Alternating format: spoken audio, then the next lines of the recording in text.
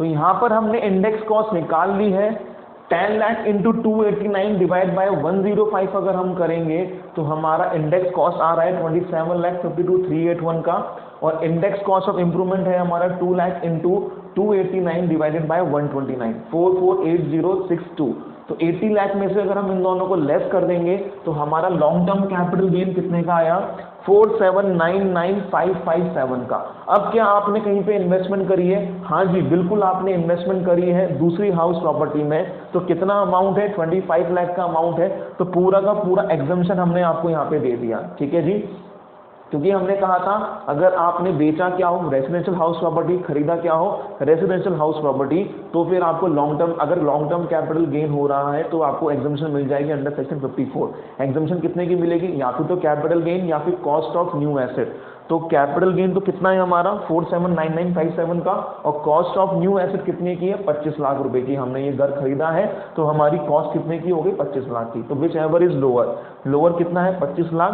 तो इस साल आपका लॉन्ग टर्म कैपिटल गेन कितना टैक्सेबल हो जाएगा, 2299557। अरे सर रुको रुको, मैंने कहा हाँ सर इसने बॉन्ड में भी तो इन्वेस्ट करा है, 54 EC की वो छूट भी तो दो। अरे मैंने कहा बात तो बिल्कुल सही कह रहे हो आप, 54 EC की छूट भी इसको मिलनी चाहिए। पर अगर आप 54 EC को बड़े ध्यान से पढ़ेंगे तो उसमें ये बात लिखी गई है कि डेट ऑफ ट्रांसफर से 6 महीने के अंदर अंदर आपको ये बॉन्ड्स परचेज करने हैं। तो अक्टूबर में अगर हमने सेल कराया तो अक्टूबर के 6 महीने, मतलब कि अक्टूबर से नवंबर, दिसंबर, जैन, फेब, मार्च, अप्रैल तक आपको ये बॉन्ड्स खरीद लेने थे, पर आपने खरीदे कब है, जून 2020 में। तो इसकी जो एग्जम्पशन है ये आपको नहीं मिलने वाली, ठीक है, इसकी एग्जम्पशन आपको नहीं मिलेगी। तो इसको आप लोगों को बिल्कुल भूल जाना है। तो long term capital gain chargeable to tax कितना है आपका, 2299557।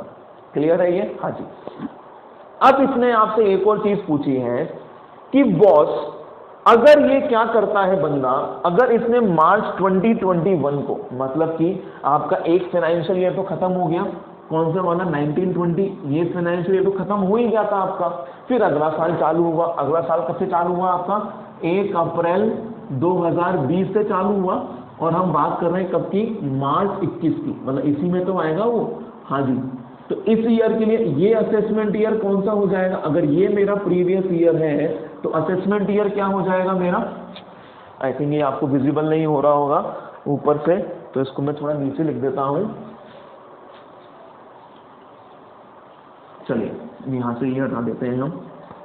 हाँ जी, बड़े ध्यान से बात देखेंगे, आपका जो अभी प्रीवियस ईयर है वो कौन सा है, 1920 है, ये आपका प्रीवियस ईयर है अभी। तो हमने यहाँ पर ही देखा कि हमारे प्रीवियस ईयर उन्होंने एसेट सोल्ड करी है। अब उसने कहा कि मार्च 2021 में ये जो घर उसने एक्वायर करा है, ये वाला घर अगर वो 40 लाख में बेच दे तो उसमें क्या टैक्सेशन होगा। तो देखो ये कौन सा आपका प्रीवियस ईयर हो गया, ये प्रीवियस ईयर है आपका 2021। तो ये असेसमेंट ईयर कौन सा हो गया, ये असेसमेंट ईयर हो गया आपका 21-22। तो हमें बताना है कि अब 21-22 में क्या होने वाला है, ठीक है, असेसमेंट ईयर 21-22 में क्या होगा।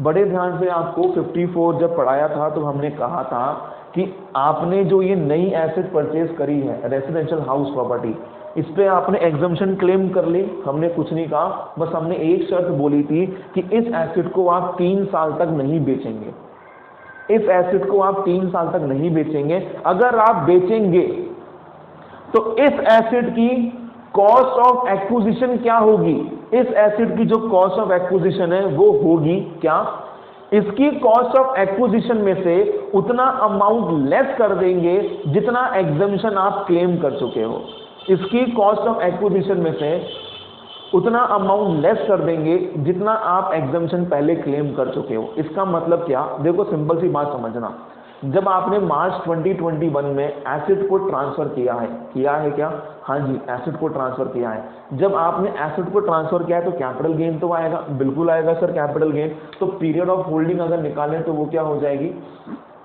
पीरियड ऑफ होल्डिंग आपकी होने वाली है क्या, जनवरी में आपने परचेज करा था 2020 में, और मार्च 21 में आपने इसको बेच दिया, ठीक है। इसका मतलब कि कैपिटल एसेट कैसी हो गई, शॉर्ट टर्म हो गई।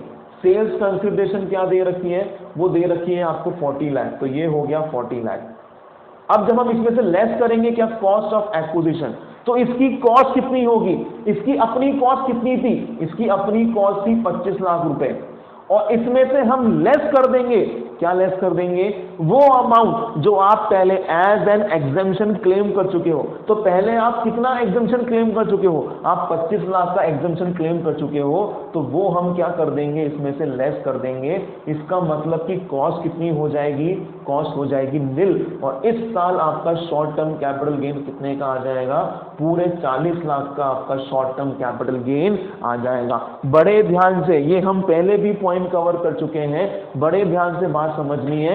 ये जो एसेट है, रेसिडेंशियल हाउस जो आपने खरीदा, बड़े ध्यान सुनना, एक बेच दिया था तो पहले तो उसका गेन निकाला था हमने, फिर हमें यहाँ पे छूट मिल गई, क्यों, क्योंकि हमने ये नया खरीद लिया था।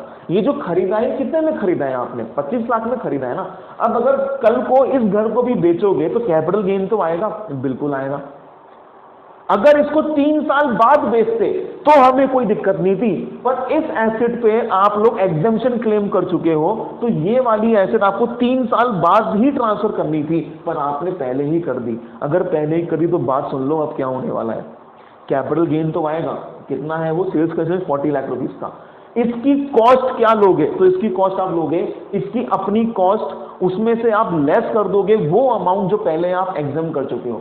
मान लें बाई चांस हम यहाँ पे अगर 10 लाख रुपए एग्जाम कर रहे होते ना, तो इसकी कॉस्ट कितनी होती, 25 माइनस 10, 15 लाख इसकी कॉस्ट होती, पर आप पूरा का पूरा 25 लाख का एग्जामेशन वहां पे क्लेम कर चुके हो, इसलिए 25 लाख माइनस 25 लाख कॉस्ट कितनी हुई आपकी नील, और आपका गेन कितना हो गया 40 लाख रुपीस का। तो ये है आपका सॉल्यूशन कौन सा, मिस्टर साइल 1 का।